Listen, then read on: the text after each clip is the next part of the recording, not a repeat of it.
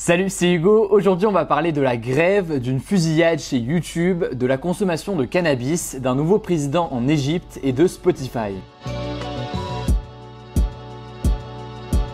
On commence le récap avec un événement qui a touché la France toute la semaine, je parle évidemment de la grève. La grève des cheminots a repris samedi soir à 19 h et ce jusqu'à mardi 10 avril. Les grévistes luttent contre la réforme de la SNCF voulue par le gouvernement. Si on parle beaucoup de la grève des cheminots, ils ne sont pourtant pas les seuls à manifester. Tout d'abord, les salariés d'Air France se sont mobilisés pour exiger une revalorisation de 6% de leur salaire. La direction ne l'entend pas de cette oreille et propose une augmentation de 1% en 2018. Faute d'accord, les syndicats ont d'ores et déjà annoncé 2 nouvelles journées de grève mardi et mercredi prochain. Le trafic aérien se voit donc fortement perturbé. Ensuite, les étudiants ont eux aussi manifesté mardi, principalement contre la sélection à l'université. Plusieurs universités, notamment celles de Montpellier, Toulouse ou encore Bordeaux, sont bloquées par des élèves depuis quelques semaines. La manifestation vise également à dénoncer les incidents qui ont eu lieu dans les universités de Montpellier et de Lille, où plusieurs étudiants ont été blessés par des violences de l'ultra-droite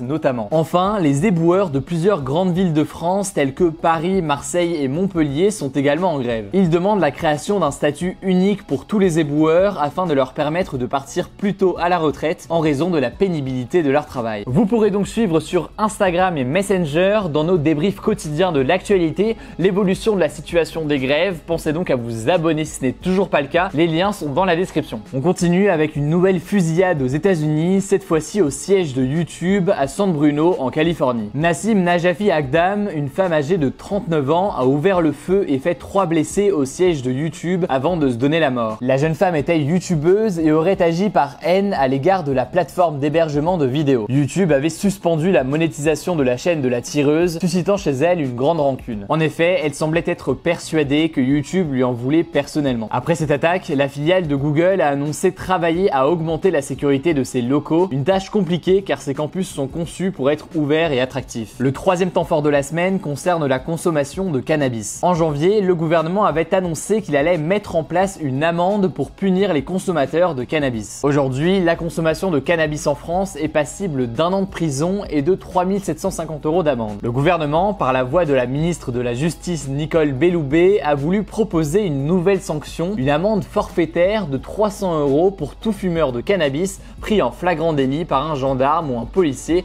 lors d'un contrôle d'identité par exemple. Si elle est payée directement, l'amende peut être minorée, c'est-à-dire qu'elle peut être réévaluée à 250 € et en cas de non-paiement après plusieurs rappels, elle peut être au contraire majorée à hauteur de 600 €. La France fait partie des pays européens qui n'ont pas légalisé ni dépénalisé la consommation de cannabis. Paradoxalement, elle est aussi un des pays du continent où la consommation est la plus forte. En 2016, une enquête de l'Observatoire des drogues et des toximanies révélait que 17 millions de personnes âgés de 11 à 64 ans déclarent avoir déjà fumé du cannabis au moins une fois dans leur vie. On poursuit avec l'élection présidentielle en Égypte. Sans surprise, Abdel Fattah al-Sisi a été réélu président avec plus de 97% des voix. Pourtant, le taux de participation était faible, 41,5% selon l'autorité nationale des élections. Archi favori, le président réélu avait pour seul adversaire Moussa Mostafa Moussa, un homme politique méconnu des Égyptiens et partisan du chef de l'État. Il a obtenu 3% des voix. Quant à ses autres adversaires, ils ont tous abandonné, certains dénonçant des pressions. La présidentielle a même été qualifiée de mascarade par certaines figures de l'opposition. Maintenant qu'il a été réélu, al-Sisi devra faire face à 2 défis majeurs pour son second mandat, la sécurité et l'économie de son pays. En effet, l'armée égyptienne soupçonne des membres du groupe État islamique de s'installer dans le Sinaï, à l'est de l'Égypte, depuis leur défaite en Irak et en Syrie. De plus, l'économie égyptienne est en berne depuis le soulèvement populaire de 2011. Le gouvernement a lancé en 2016 un programme sévère de réforme économique, des efforts récompensés par le Fonds monétaire international qui a accordé un prêt de 12 milliards de dollars à l'Égypte. On termine avec la plateforme de musique en streaming Spotify qui fait son entrée en bourse cette semaine. La plateforme suédoise de musique en streaming Spotify est entrée en bourse cette semaine à Wall Street au sein du New York Stock Exchange. Cette introduction est l'une des plus grosses de l'histoire dans l'univers de la tech après celle de Facebook ou encore de Snap, la maison mère de Snapchat. Fort de ses 71 millions millions d'abonnés payants et de sa première place mondiale dans le marché du streaming musical, l'entreprise suédoise ne fait toujours pas de bénéfices depuis sa création. Vous vous demandez sans doute pourquoi, alors je vais vous expliquer. Malgré un chiffre d'affaires de plus de 4 milliards de dollars en 2017, Spotify fonctionne à perte avec énormément de coûts. Elle doit payer des salaires, faire des investissements ou négocier des partenariats par exemple. Tous ces coûts qui augmentent en même temps que son chiffre d'affaires ne lui permettent pas de dégager des bénéfices en fin d'année. L'année dernière, elle a donc encore perdu 1,5 milliard de dollars. L'introduction en bourse peut donc représenter un nouveau moyen de gagner de l'argent pour Spotify. Et ce, même si l'ambiance générale n'est pas à la fête pour les entreprises technologiques. Les investissements se sont en effet fait plus rares depuis le scandale Facebook Cambridge Analytica lié à l'utilisation des données personnelles des internautes. Voilà, le débat de la semaine, c'est donc le suivant. Faut-il légaliser la consommation de cannabis en France? Comme d'habitude, pour voter, ça se passe à l'aide de la petite fiche qui s'affiche en haut à droite. Et surtout, je vous invite à en débattre dans les commentaires, j'irai lire tout ça. Juste un petit mot en plus, si vous habitez en Occitanie, que ce soit à Montpellier, à Toulouse, à Argelès-sur-Mer, à Marciac, bref, n'importe où,